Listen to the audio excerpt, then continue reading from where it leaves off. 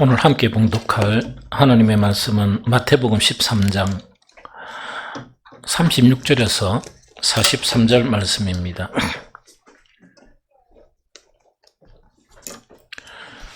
함께 읽도록 하겠습니다.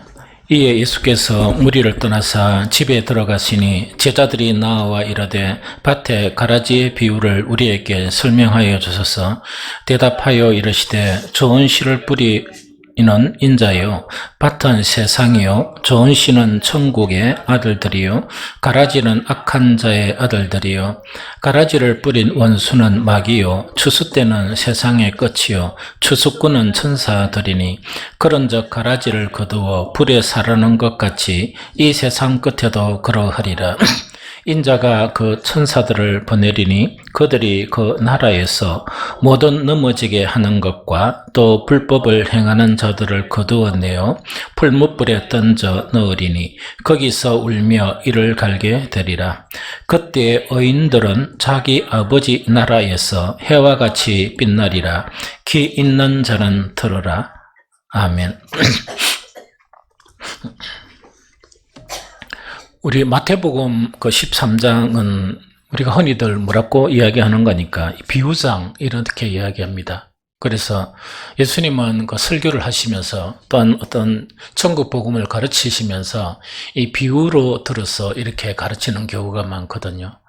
그래서 13장은 그것이 딱 집약된 그런 곳인데, 그래서 비유장 이렇게 이야기합니다. 그런데 무엇을 비유를 들었을까? 어떤 것을 비유로 말씀하셨을까 하는 이것이 우리에게 궁금하거든요. 그런데 그것이 분명히 그 마태복음 13장의 해답을 분명하게 예수님은 말씀해 주고 계세요. 그것이 이제 제자들이 예수께 나와 이르되 어찌하여 그들에게 비유로 말씀하시나이까? 대답하여 이르시되 천국의 비밀을 아는 것이 너희에게는 허락되었으나 그들에게는 아니 되었다. 이렇게 말씀하세요. 다시 읽어볼게요. 제자들이 예수께 나와 이르되 어찌하여 그들에게 비유로 말씀하시나이까? 대답하여 이르시되 천국의 비밀을 아는 것이 너희에게는 허락되었으나 그들에게는 아니 되었다. 이것이 마태복음 13장 11절 12절의 그런 말씀을 이야기하고 있습니다. 그러면 이것은 뭘 이야기하는 거니까? 참 예수님의 가르침 자체가 한 번씩 이해 안 되는 그런 부분이 뭐냐니까, 이 천국의 비밀은 하나님의 그런 목적이 이 세상 모든 사람들을 다 구원하는 게 하나님의 목적이라 그러면 천국의 비밀을 아는 것이 공개가 되어야 되잖아. 다. 이 공개가 되어야 되는데 예수님은 비유로 말씀하시는 거예요. 그래놓고 예수님께서 제자들이 이제 그 비유가 무엇입니까? 이렇게 물으면 자세하게 이렇게 설명을 하는 거예요. 이런 일을 반복하다 보니까 제자들이 엄청 궁금하죠. 궁금해가지고 아니 많은 사람들을 이렇게 해야 많은 사람들이 따라오고 이럴 건데 왜 그 사람들한테는 우리도 잘 이해하지 못하도록 비유로 말씀하시고 또 우리에게는 또 자세히 이렇게 설명해 주십니까? 그걸 이제 질문을 하는 거예요. 그렇게 질문을 하니까 예수님의 답변의 요지 자체가 뭔가니까 이 허락된 천국의 비밀, 즉 아무나 천국의 비밀을 이렇게 공개하는 것이 아니고 허락된 자들에게만 공개가 된다는 이야기거든요. 그래서 그 천국의 비밀을 아는 것은 허락된 자들에게만 공개되는 것이다. 이렇게 이제 설명하는 거예요. 그리고 예수님의 그런 이 말씀 속에서 어떤 내용이 참 많은가니까 한참 설교를 하시고 난 다음에 우리는 막 목사가 설교회가 못 알아들으면 안타까워가 막 들었습니까? 이해됩니까? 이렇게 하시고, 이렇게 하는데, 예수님은 안 그러고, 들을 수 있는 사람은 들어라. 이렇게 말씀을 하세요. 그래서, 우리가 신앙생활 하는 것하고, 예수님께서 가르치는 거하고 전혀 좀 이렇게, 이 차원이 다른 거거든요. 천국 비밀을 아는 것은 허락된 자들에게만 알게 됩니다. 이건 왜 그런 거니까, 우리가 이 세상에 성령만 계시고, 정말 이렇게 악한 무리가 없다 그러면 괜찮은데, 만약에 어떤 싸움에서 이 적을 알고 이 싸우에 이기죠? 그런데 정말 이 천국의 비밀 이것을 갖다가 악한 무리들이 다 알게 되어버리면 어떻게 되는가? 이거는 더 어려운 그런 상황을 직면하게 되거든요. 그래서 내 생각에는 아마 그런 이유인 것 같다 하는 그런 생각을 이렇게 하게 되는 거거든요.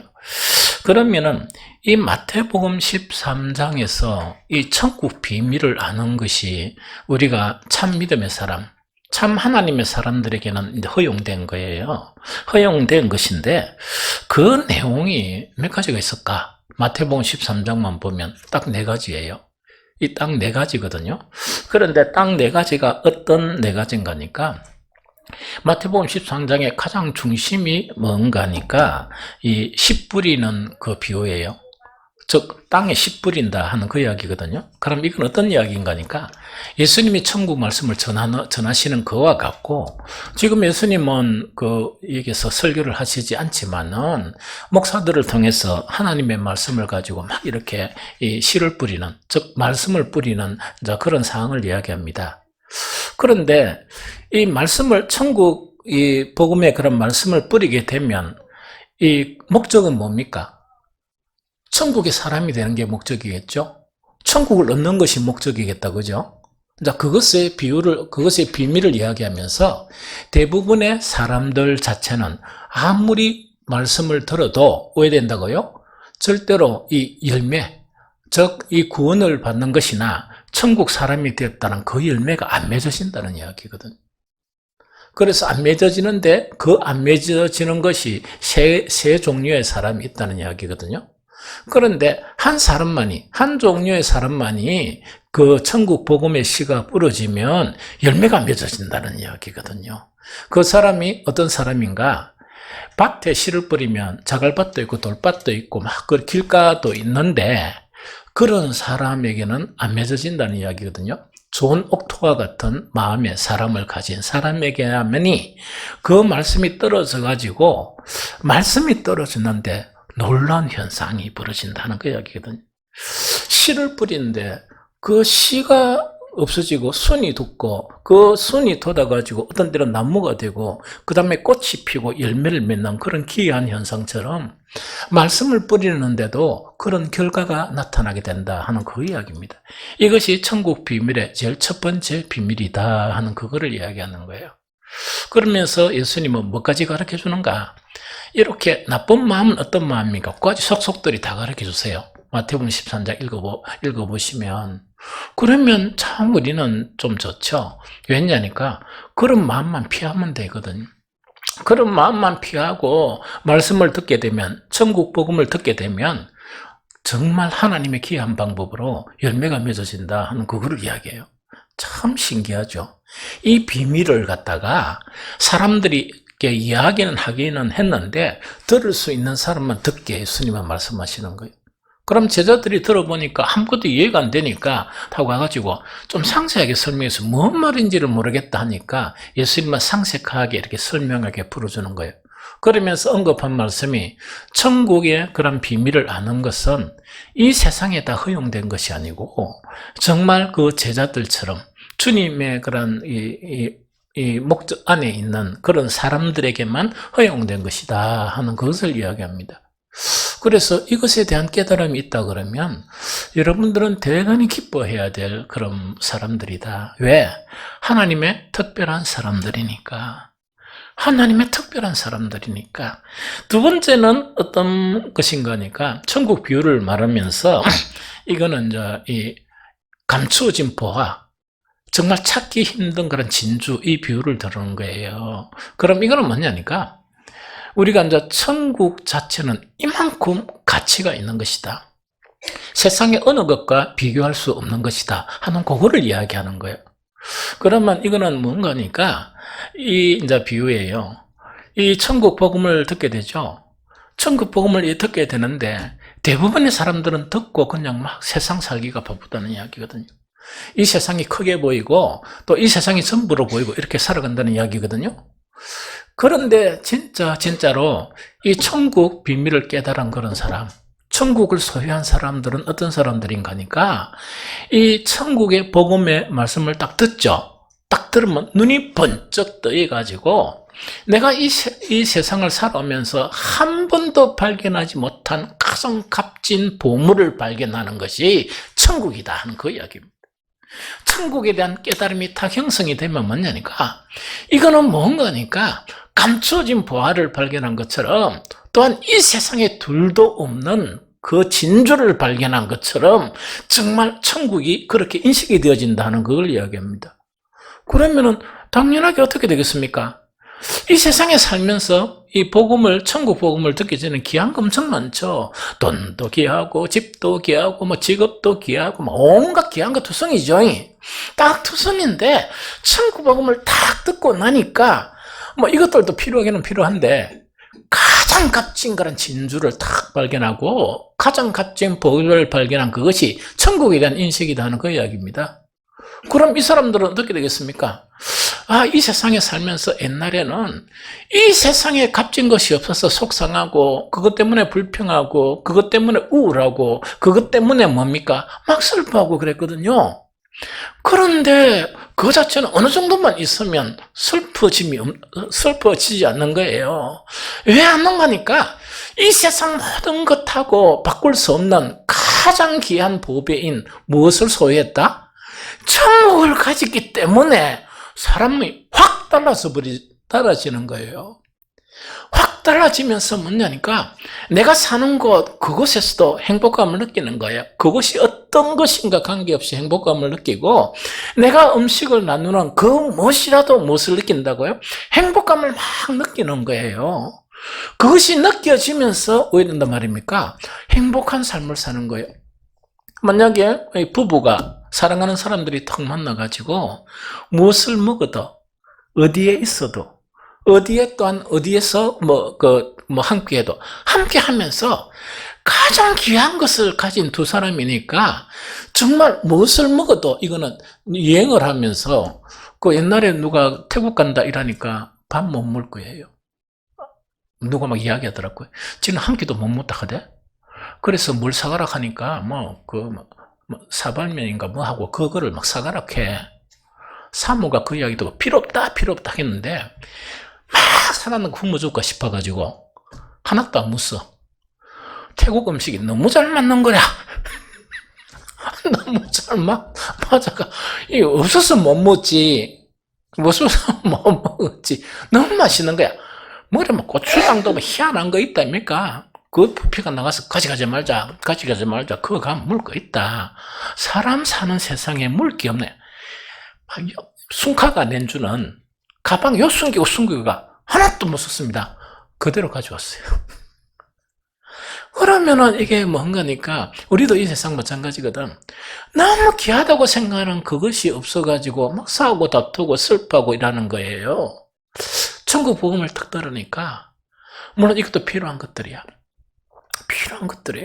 필요한 것들이지만 가장 귀한 법인 천국을 가져버렸거든. 그러니까 하루하루 삶이 요것 때문에 행복과 슬픔, 요것 때문에 기뻐하고 슬퍼하고, 요것 때문에 다투고 이랬는데 다툴 필요가 없죠. 왜? 너무 귀한 천국을 가졌으니까. 이런 이야기를. 이걸 비밀로 이렇게 말씀하신 거예요. 그러면 천국의 복음을 듣고 나면은 이런 사람이 돼버리는 거예요. 그럼 사람이 완전히 달라지죠. 180도처럼 180도 달라지죠. 이 비밀한 이야기를 마태복음 13장에서 막 이렇게 예수님이 설명하시는 거예요. 그 다음에 이제 세 번째 비유 자체가 뭐냐니까 이거는 좀 무서운 이야기죠. 이거는 이 그물로 고기를 확 낚는 그거를 이야기해요. 그래서 그물로 고기 낚는데 아마 저인망처럼 확 이렇게 낚는 거 옛날에 그걸 이야기하는가 봐요. 그러다 보니까 이렇게 그물을 딱 보니까 고기가 작은 것도 있고 큰 것도 있고 상태가 나쁜 것도 있고 좋은 것도 있죠. 그거를 이야기하면서 어부가 뭐니까 좋은 것은 취하고 나머지 건 버리잖아요. 그 비유를 들면서 천국 비밀은 무엇이냐? 마지막 때 예수 그리스도께서 이 세상에 다시 오실 때 어떤 현상이 일어나는가? 나쁜 놈들은 다 이렇게 버려본다. 나쁜 놈들은 다 버리는데 그것을 어떻게 비유하는가? 의인 속에서. 그럼 의인이라는 거는 우리는 모두 다 의인이란 말이지. 다 의인으로 생각한단 말이지. 그런데 마지막 때 예수 그리스도께서 오시면 의인이라고 자처하는 사람들 속에서 불의한 자들을 다 골라내는 거야. 다 골라내서 뿌리 뿌린다 하는 것이 천국의 비밀이에요. 그래서 신앙생활 엄청 잘해야 되겠죠. 엄청 신앙생활 잘해야 된다 하는 그거를 이야기하는 거예요. 마지막 네 번째 하나가 오늘 본문의 가라지 비유예요. 가라지 비유거든요. 이 가라지 비유인데 이 가라지 비유 있죠. 이거는 이제 어떻게 이제 비유하는 거니까 예수님은 천국 복음의 씨를 뿌린다는 이야기라. 맞죠? 그럼 목사도 뭡니까? 천국 복음의 씨를 계속 뿌리는 게 목사의 그런 직업이에요. 그래서 이거를 갖다가 이것이 모든 것이 그 말씀이기 때문에 이 말씀을 기도로 준비하고 또 연구하고 또 하면서 이 말씀의 씨를 뿌리는 거야. 말씀의 씨를 딱 뿌리면 이 말씀의 씨가 좋은 밭에 떨어지면 알고 진짜 성도가 이렇게 나오겠죠. 그 밭에. 그런데 절대로 그 일만 있는 게 아니다 하는 것을 비밀로 가르쳐 주는 거예요. 악한 자, 악한 사탄은 뭐냐? 가라지 씨를 뿌리는 거야. 이 가라지 씨를 뿌리니까 한 밭에 뭐가 나온다고? 곡식도 이렇게 자라고 뭐도 자란다고? 가라지도 자란다 하는 그걸 이야기합니다. 그거를 갖다 딱 비유로 이야기하거든요. 그래서 이 가라지의 비유는 어떤 것을 우리에게 교훈을 주는가 하니까 이 교훈입니다. 반드시 밭이라고 하면 뭐 교회라고 이야기하면 이 교회라는 그런 공동체 안에는 복음의 그런 씨로 말미암아 알짜배기 성도가 된 사람도 있는 반면에 뭐가 있다고? 가라지도 있다 하는 그걸 가르치는 거예요. 그런데 이것은 뭐냐? 이 세상 끝날까지 가라지는 절대로 안 없어진다. 가라지는 절대로 안 없어지고 가라지는 뭐라고요? 항상 있다. 이걸 가르치는 거예요. 이해됩니까? 제가 이렇게 막 여러 가지 이렇게 하면서 또한 이 노예 일을 이렇게 좀 도우면서 정말 이렇게 절망한 적이 있거든요. 야, 이런 속에서도 정말 이런 현상이 있단 말인가. 그러면서 그게 엄청 시험이 됐어요. 시험이 되고 안 되고 애가 주님께 계속 기도하면서 주님, 뭐를 해야 됩니까? 안 그러면은 어디로 가야 됩니까? 이것이었는데 지금까지 응답은 그거 있거라. 그대로 있거라. 뭔가니까 산으로 가도 있고 바다로 가도 있고 어디를 가든지 뭐는 있다? 가라지는 있다 하는 그 이야기입니다. 그런데 오늘 이 세대 우리나라에 보면은요, 이 방황하는 성도들이 많아요. 성도는 세상에 대해서 나그네가 돼야 되죠. 이해가 됩니까? 그런데 성경에도 없는 기이한 현실들이 일어나요. 나그네 속에서 또 나그네가 있는 거야. 이거는 뭐냐니까 교회 가라지들 때문에 정착을 못하는 거예요.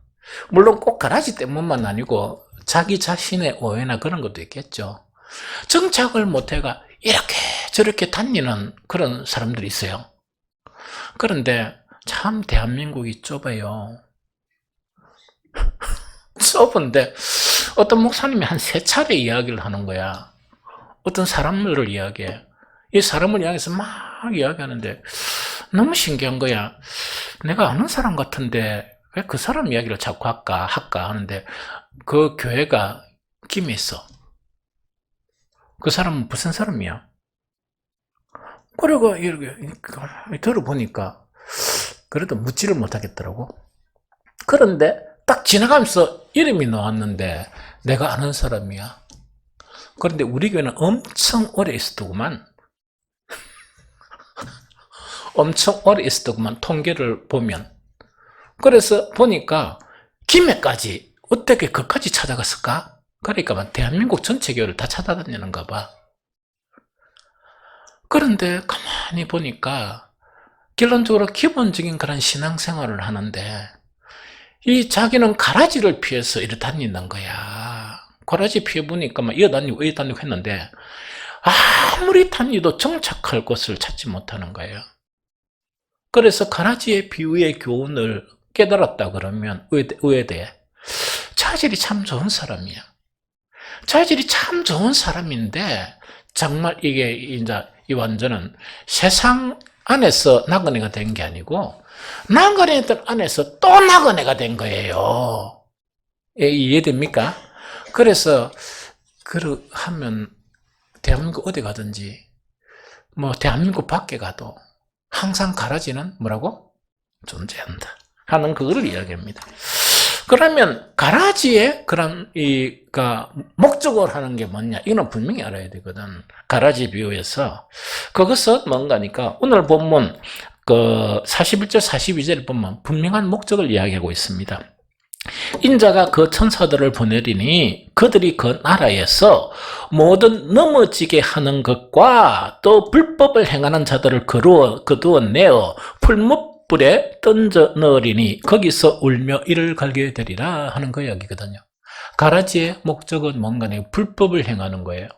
그럼 불법이라는 것은 성경 말씀의 진리의 말씀대로 이렇게 신앙생활 해야 되는데 그렇게 안 하고 왜곡되게 살아가는 거야. 왜곡되게 신앙생활 하면서 또 뭐 하는가? 넘어지게 만드는 거야. 누구를 넘어지게 만든다고? 참 성도들을 넘어지게 만드는 거야. 넘어지게 만들고 또 넘어지게 만들고 이것이 그들의 목적이다 하는 그 이야기입니다.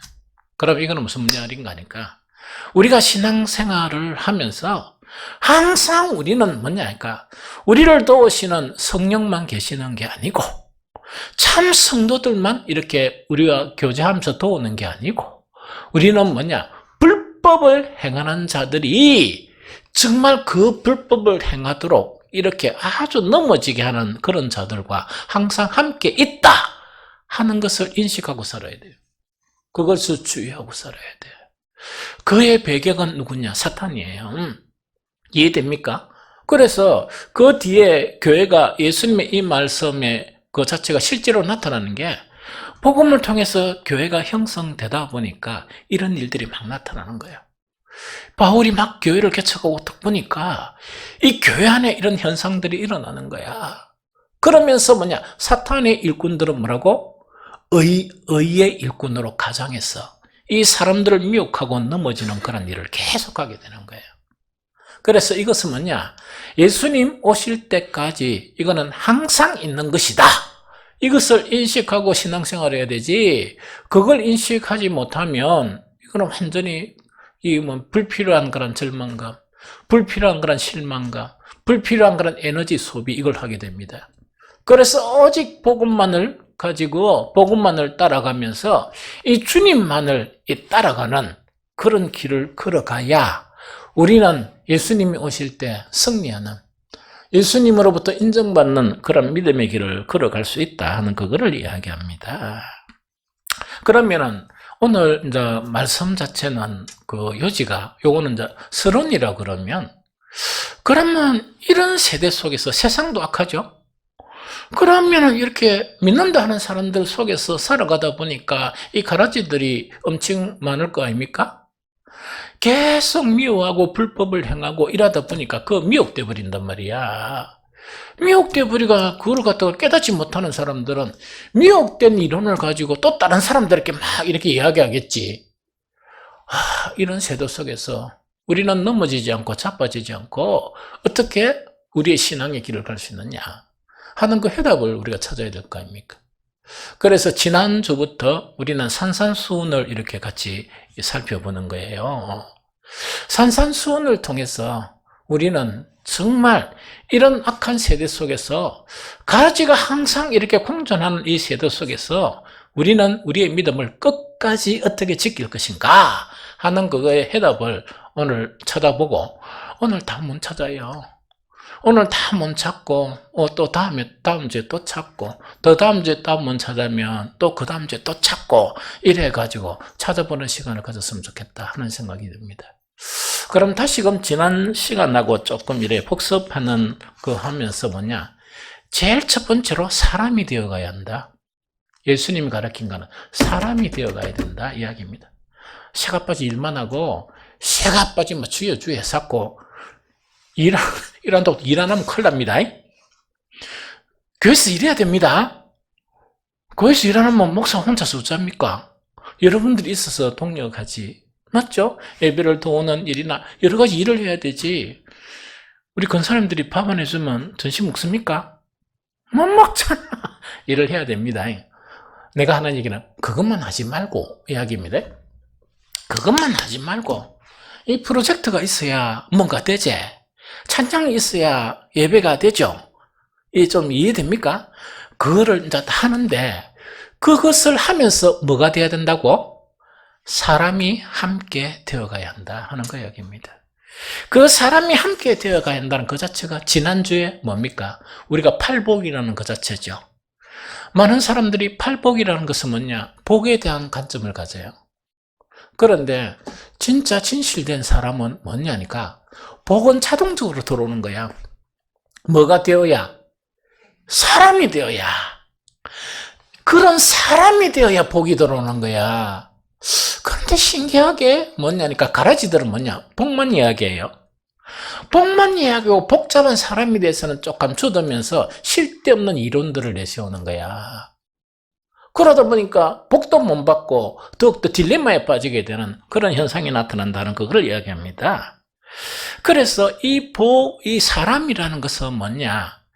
복된 사람이 가지는 이 심성, 이렇게 어떤 캐릭터, 속성, 이것들이 복음을 이렇게 듣고 난 다음에 그것이 없었는데 그것이 형성되고 그것이 강화되어가는 그거를 이야기합니다.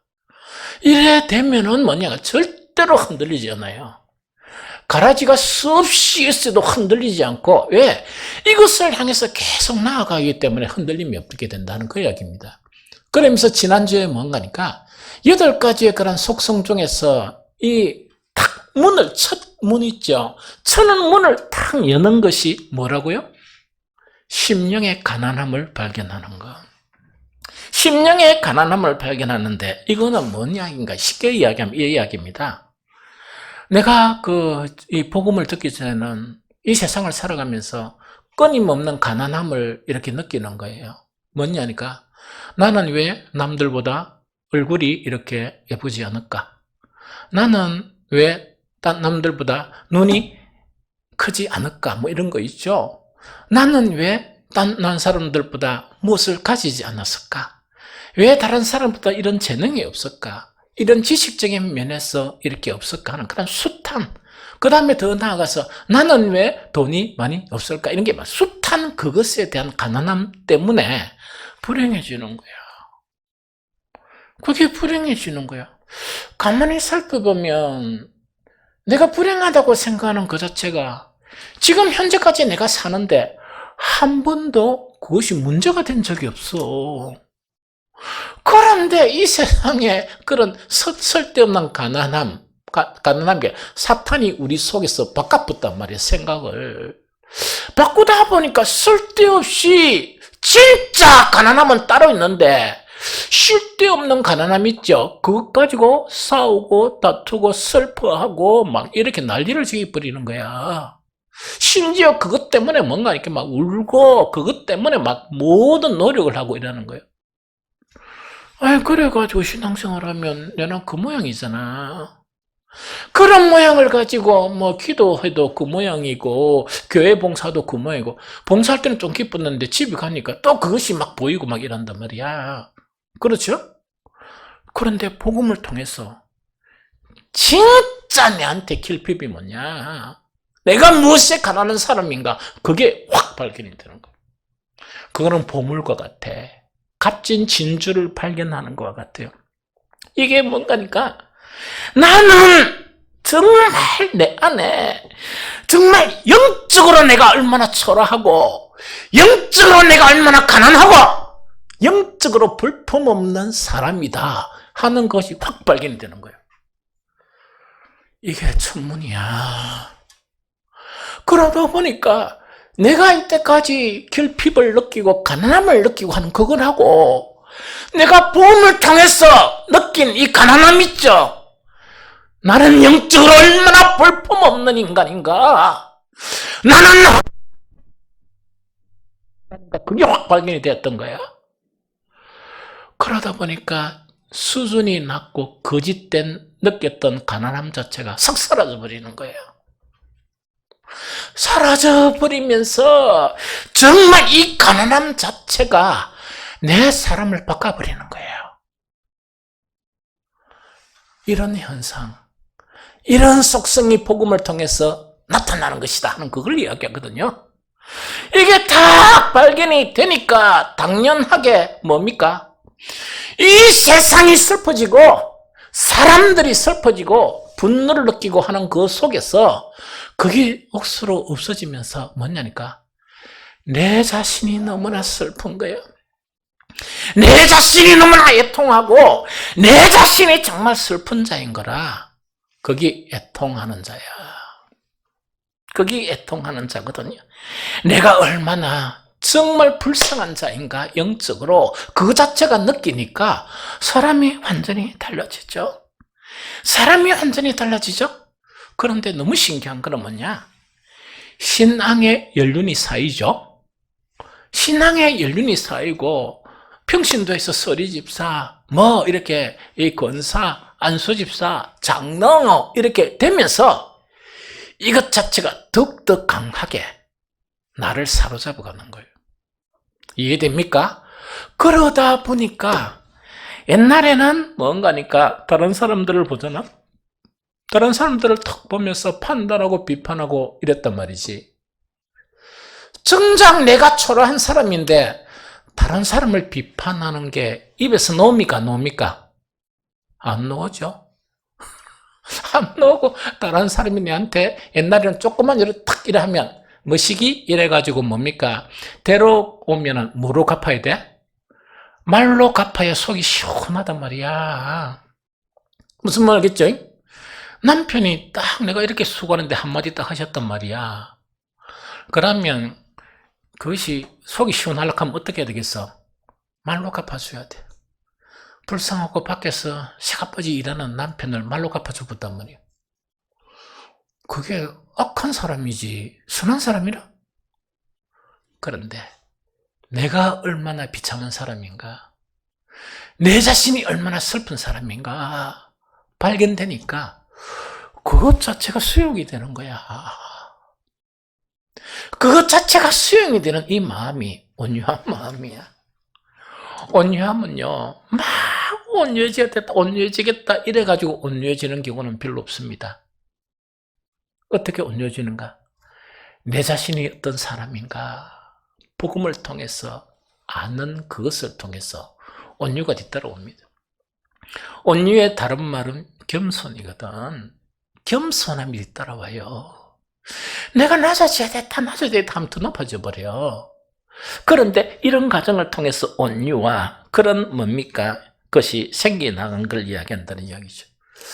그런데 여기서요, 한 가지 이상한 현상이 벌어지는 거예요. 내가 영적으로 정말 비참한 사람이다. 하나님 앞에 너무나 비참한 사람이구나. 이렇게 깨달으니까 정말 내가 옛날에는 세상을 향해서 뭔가를 가지려고 몸부림치는데 그것은 뭐 대충 이래 해요. 대충 해야 먹고 살지. 맞죠? 대충 이렇게 하는데 한 가지 열심히 생기는 것이 뭐냐? 의에 대해서 굶주리고 하나님의 의에 대해서 굶주리면서 그 의에 대해서 몸부림치는 그런 삶이 형성이 되는 거예요. 만약에 이런 자가 형성된 사람은 한마디 말씀을 들어도 뭡니까? 막 너무나 열심히 듣겠죠? 왜? 하나님의 말씀 안에는 하나님의 의가 나타나 있거든. 복음에는 무엇이 나타나 있어? 하나님의 의가 나타나 있어서 믿음으로 이렇게 향해 나가게 한다 하는 그 말씀처럼 성경도 수시로 읽으면서 한 구절만 읽거든. 새벽 기도하면서 한 구절에 그런 뭡니까? 새벽 기도 이렇게 설교나 내가 읽었던 그 말씀이 정말 갈급하게 되는 거야. 왜? 나에게 결핍 자체를 이루기 위해서 의에 목마르고 의에 갈급한 그런 사람으로 바뀌어지는 이 사람이 복 있는 사람입니다. 이것이 거듭되다 보니까 어떤 현상이 벌어지는가? 하나님의 아들의 모습이 보이는 거예요. 하나님의 아들의 참모습 자체는 뭐냐? 죄로서 구원받을 수 없는 인생과 정말 하나님 사이의 화평, 화목제물로 자기 자신을 드린 분이 하나님의 아들이신 예수 그리스도예요. 그러다 보니까 여기 샬롬 축복, 이것을 전하게 되고 사람과 사람 사이에 분쟁이 있는 것을 화해시키는 그런 귀한 사람이 되는 거예요. 그것뿐만 아니고 의를 향해서 나아가는데 핍박도 받고 정말 고난도 받지만은 그 길을 걸어가는 데는 정말 돌이키지 아니하는 정말 그런 사람이 되어져 가는 거예요. 이 사람이 강화되어져 가는 것이 팔복에 나타난 비밀이에요. 그러면 여러분들 생각해 보세요. 이 길을 내가 터득을 했다. 나는 이미 이 길을 가고 있다 하면은 가라지에 미혹되는 것이 있겠습니까? 없겠습니까? 없지. 가라지의 둘러 사이에서도 넘어지지 않습니다. 그런데 만약 우리의 신앙이 팔복의 그런 신앙의 길을 걸어가지 못하면 쉽게 미혹되고 쉽게 넘어가고 심지어 나도 모르는 사이에 뭐라고요? 불법의 전도사가 되는 거야. 복음의 전도자가 되어야 되지. 내가 표현하는 것마다 뭐가 된다고요? 불법을 말하고 불법을 조작하는 사탄의 일꾼이 되어진다 하는 그것이 팔복에 숨겨진 내용입니다. 그래서 우리는 뭐냐? 팔복에 나타난 그 사람이 되는데 힘써야 돼요. 그것을 위해서 기도해야 되고 그런 사람이 되는데 최선을 다해야 되고 이 한 단계 한 단계 가야 돼. 일이 너무 많으면 일을 줄이세요. 일을 줄이세요. 그거는 뭐냐? 교회 일이 너무 많아가 방해되면 내가 늘 하는 이야기죠. 일을 줄이세요. 일을 줄이고 뭐냐? 이 일에 진력을 하세요. 이게 좋은 편이에요. 이게 좋은 편이란 말이지. 그 다음에 두 번째, 어떻게 하면은 가라지에 미혹에 넘어가지 않고 승리할 수 있는가? 말씀의 온전함을 향해 가야 돼요. 말씀의 온전함을 향해 가야 돼요. 여러분들, 하나님께서 말씀을 주신 목적을 알아야 돼. 예수 그리스도를 이 땅에 보내시면서 말씀이셨던 그 하나님의 그 말씀이 육을 입어 이 땅에 보내신 분이 예수 그리스도예요. 그러면 말씀의 목적을 알아야 돼. 구약에서 말씀의 목적은 뭡니까? 물론 신약에서도 인용된 거죠. 하나님 아버지의 뭐 하신 것처럼 거룩하신 것처럼 너희도 거룩하라. 그게 목적이에요. 이 스나크를 이렇게 잡산하니까 이 완전 우리 인격이 완전 더럽혀져 있단 말이지. 그런데 이 더럽혀진 인격과 인성을 가지고 기도한들 무슨 소용이 있고, 종교 생활을 한들 무슨 소용이 있고, 신앙 생활을 하는데 무슨 소용이 있습니까?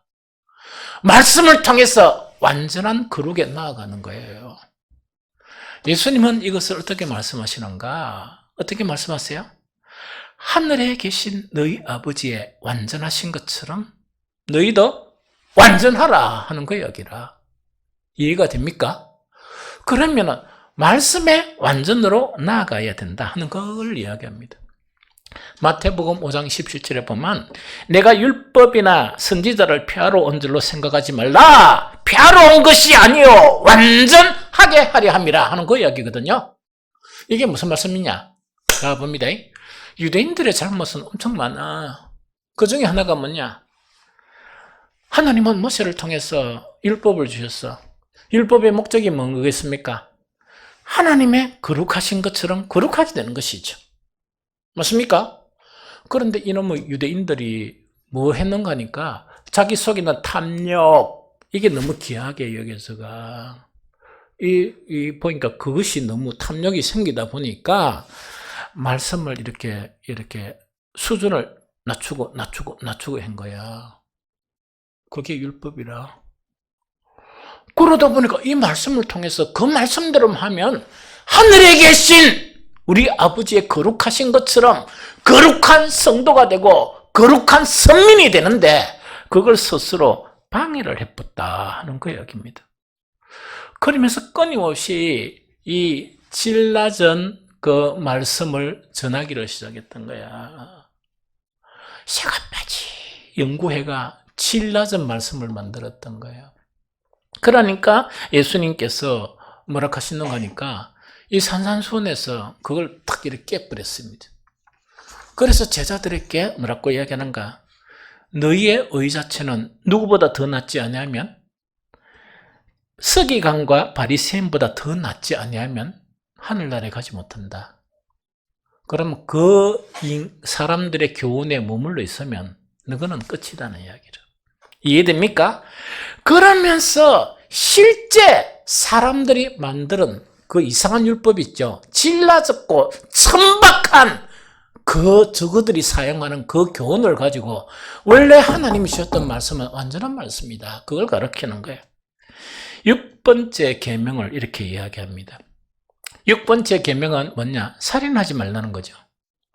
너희가 살인하지 말라는 그 계명을 들었으나 이야기죠. 그러면은 이 인간들은 어떻게 만들었냐? 살인하면 안 돼. 이런 이야기단 말이야. 그런데 살인하지 말라는 그 계명과 또 다른 거는 이 모세 율법들이 형성되어 있는데 그거를 개념을 모르고 살인 안 하면 완전한 하나님이 됩니까? 여러분들 세상 사람들 속에 설문조사 해보세요.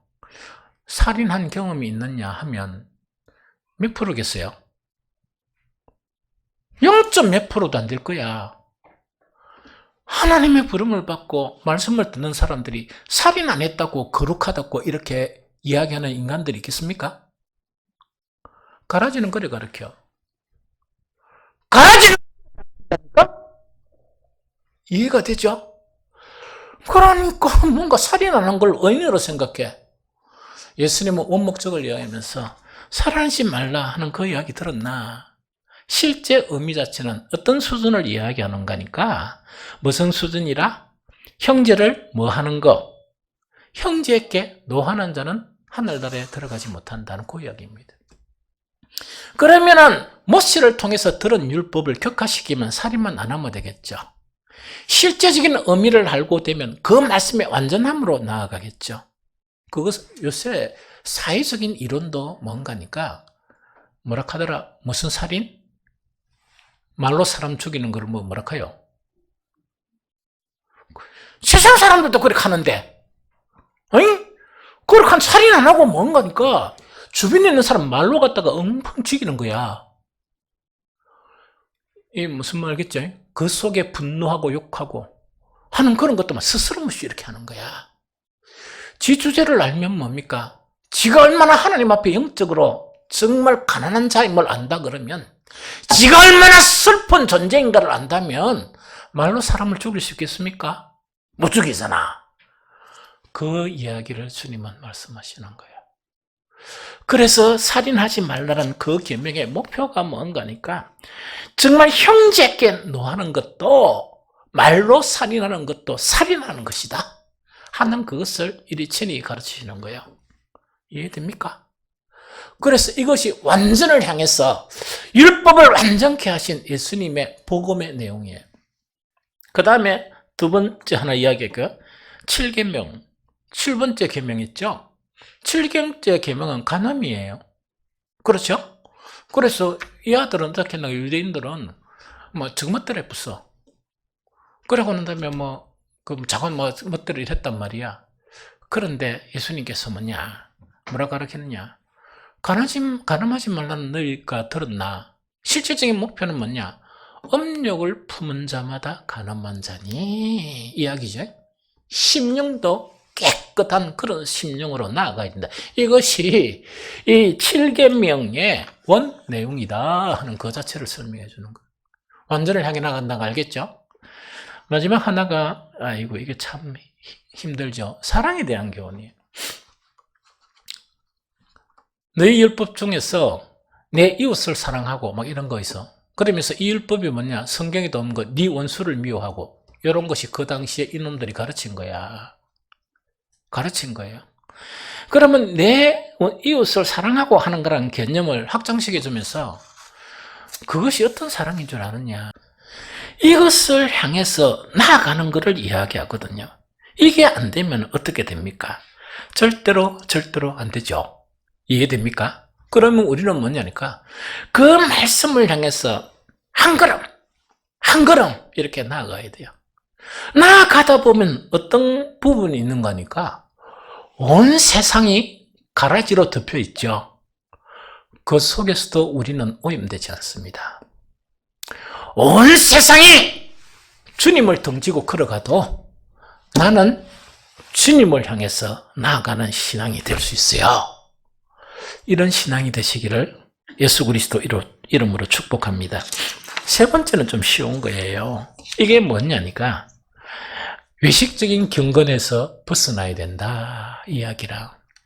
예수님은 마태복음 6장 산산수훈에서 뭐냐, 그때 유대인들이 경건 자체를 갖다가 경건한다는 것을 보이는 것 자체가 세 가지로 보입니다. 하나는 구제예요.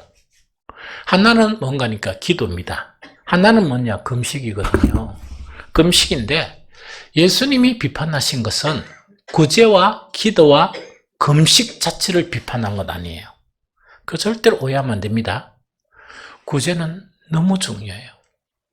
그 다음에 기도, 영혼의 호흡과 같은 거예요. 말씀은 영혼의 양식이라 그러면 기도는 영혼의 호흡과 같은 거예요.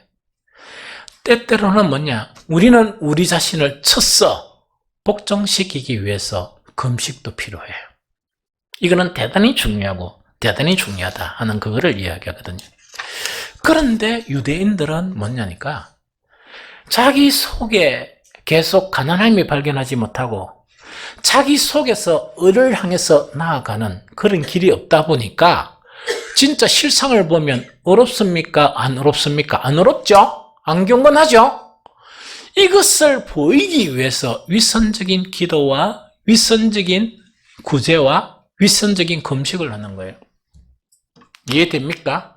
예수님은 그것을 비판하신 것이다 하는 그거를 이야기합니다. 이해됩니까?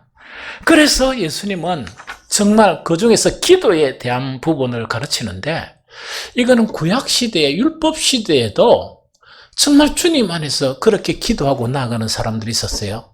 간단히 읽어줄게요. 이사야 57장 15절 지극히 존귀하며 영혼이 거하며 거룩하다 이름하는 이가 이와 같이 말씀하시되 내가 놓고 거룩한 곳에 있으되 또한 통회하고 마음이 겸손한 자와 함께 있나니 이는 겸손한 자의 영을 소생시키며 통회하는 자의 마음을 소생시키려 함이라 하는 이야기. 우리 기도에서 내 자신의 가난함이 발견이 되면 정말 일평생 살아가면서 통회하는, 내 자신의 가난함을 발견하면서 내가 왜 이런 인간밖에 되지 않습니까? 내가 정말 예수 그리스도께서 십자가로 값없이 나를 택한 난데 나는 왜 이래 초라한 인간입니까? 하면서 통회하는 기도가 시간이 지나면 지날수록 강화가 되겠습니까? 작아지겠습니까? 강화가 되거든요. 하나님은 이 기도를 기뻐하신다는 이야기거든. 그것뿐만 아니고 정말 우리가 예배나 또한 기도 자리로 나오는 것이나 하는 거 있죠. 그것을 보면서 시편 27편 4절에서는 내가 여호와께 바라는 한 가지 일 그것을 구하리니 곧 내가 내 평생에 여호와의 집에 살면서 여호와의 아름다움을 바라보고 그의 성전에서 사모하는 것이라. 이게 기도의 본질적인 의미예요. 기도의 자리를 찾고 예배의 자리를 찾는 것이 뭐냐니까 주님, 내가 먹고 살락하니까 일도 해야 되지 않습니까? 또 하나님이 또 시킨 일도 있지 않습니까? 그런데 정작 내 마음의 소원 한 가지를 말하라면 그것이 무엇이라고? 나는 여호와의 집에 사는 것이 나의 소원이고 나의 일평생 여호와의 아름다움을 바라보고 주님을 사랑하는 것, 이것이 내가 바라는 유일한 것입니다. 이런 기도가 되어야 되지. 이런 예배가 되어야 되죠. 이것이 회복되는 거라. 이런 기도와 이런 예배가 있으면 하나님께서는 뭡니까? 온 시선을 그 예배에 집중하고 온 시선을 정말 그 기도하는 사람에게 집중하지 않겠습니까? 이거를 이야기하거든요. 그것뿐만 아니고 한 가지만 더 보면 10편 5편 8절이거든요. 우리가 기도하는 그런 구구절절이가 뭔가니까. 여호와여 나의 원수로 말미암아, 원수라는 거 가라지들이 투성인 이 세상에, 나의 원수로 말미암아 주의 의로 나를 인도하시고 주의 길을 내 목전에 곧게 세워주십시오 하는 이런 기도가 우리에게 기도할 때마다, 예배 드릴 때마다 이것이 나타나야 될 본질적인 부분이 아닌가 하는 거 이야기거든. 이렇게 하면 외식적인 예배가 사라지고 형식적인 예배가 사라지고 외식적인 기도가 사라지고, 그 기도할 때 예배할 때마다 하나님께서는 정말 하나님의 영을 통해서 우리에게 평안함을 주시고 우리를 회복시켜 주시고 우리의 영을 소생하게 하고 우리가 진심으로 하나님을 찬양하게 하는 그것을 우리에게 주시지 않겠느냐 하는 그것을 이야기합니다. 이런 예배자와 이런 기도하는 사람은 가라지의 미혹에 흔들리지 않습니다. 오히려 어떤 일을 하는 사람인가? 성도가 가라지의 미혹에 흔들리는 그 성도들을 다시금 성도로 일으켜 세우는 그런 놀라운 일까지 하게 되는 그런 신앙이 되어지는 거예요. 우리는 어디를 가나 가라지 속에서 살고 있습니다. 그런데 그 가라지의 목적은 불법이에요. 하나님의 말씀에 수준을 낮춰서 그 말씀대로 살면서 뭐냐? 이 세상 욕심을 채우고 이 세상 욕심을 향해서 진력하도록 우리를 미혹하고 만드는 게 가라지가 우리에게 그 목적하는 것이 바로 그런 부분이다 하는 그 이야기죠. 오늘 말씀 마음에 새겨야 합니다. 특히 산산수훈은 그리스도인이 걸어가야 될 가장 귀하고 핵심적인 그런 교훈입니다. 오늘 산산수훈의 일부분에 대해서 재해석하면서 들려준 그 말씀이 있죠. 이것을 마음에 깊이 가져야 됩니다. 그러면서 가라지 투성인 이 세대 속에서 진리의 길을 걸어가므로 정말 주님이 재림하시고 그때 주님을 만날 때 칭찬받는 저와 여러분들이 되시기를 예수 그리스도 이름으로 축복합니다. 찬송가 89